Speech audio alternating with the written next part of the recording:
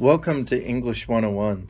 My name is Mr. Ferrarosa and I'll be your instructor for the semester. Now, this is an online class, so some of you probably have some questions regarding how it all works out and how to access information. And so I wanted to make a welcome video really focusing on some of these ideas. And I want to let you know that this is a transfer level course, which means that if you plan to transfer to a CSU, a UC, a private university, or a technical school, you are in the right place. And this is going to be a great class, and we're going to have a great semester. So let's get started. Have you ever wanted to take a class, but you wanted to do it on your time, not the teacher's time or not the school's time? Many of you have probably had to work till late at night, or in the other case, some people work late at night, then they have to go to school early in the morning. Typically, you're very exhausted. You don't really have the energy normally that you would like to have, right? Well, the good thing about an online class is that you get to choose the hours that you're doing. Now, the minimum required hours are 3. However, just like any other class, you have 3 lecture hours per week, but you also have to do additional work in response to some of the things that we discuss in class. The same is true with online classes. So it may say a minimum of 3 hours, but you will be doing probably a little bit more than that because you have modules, which is really fun videos that you can watch and you get points for, some quizzes, which you can always have fun with because they're credit, no credit, and also discussion boards, which are really, really exciting, especially when you get to engage with other students, just like you do in a regular class.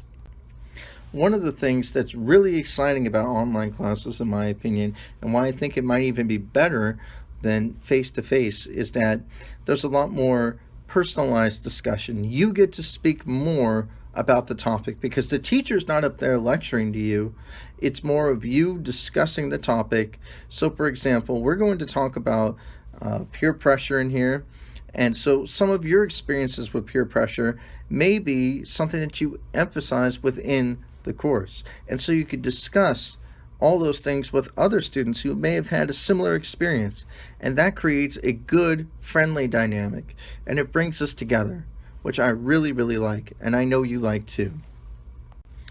English 101 was designed as the freshman composition or research paper class. And the reason why the school wants you to do a research paper is that if you go to history, or if you go into psychology, or if you go into biology, they're going to want you to find sources. That is, people who have a lot of knowledge on the topic, right? And they want you to be able to get all that information and turn it into a longer, bigger paper, which is exactly what 101 is for, and why some classes have 101 as a prerequisite or a recommended advisory skill. So this class is very important because it will teach you the methods behind how to do research and also a topic that you can focus on. In this case, we're going to talk about peer pressure, gender and body image, and masking. And you don't have to choose those topics per se for your research paper. You are going to design your own, as long as it's something current and that can be argued. So that's a lot of fun. And I hope that you continue to take this course with me and that we'll have a lot of fun. Whew. Yeah, that was a lot, right?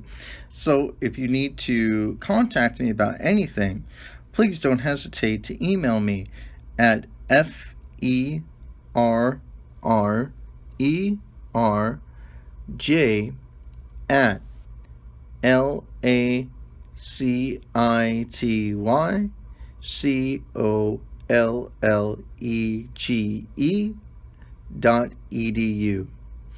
This is a wonderful way to get in contact with me because I check the internet all the time. Because like you, I'm the end of the millennials. We're tons of fun. I just know it. Finding a time that works for you when it comes to online teaching can be sometimes difficult, but finding a pattern for yourself is actually very important.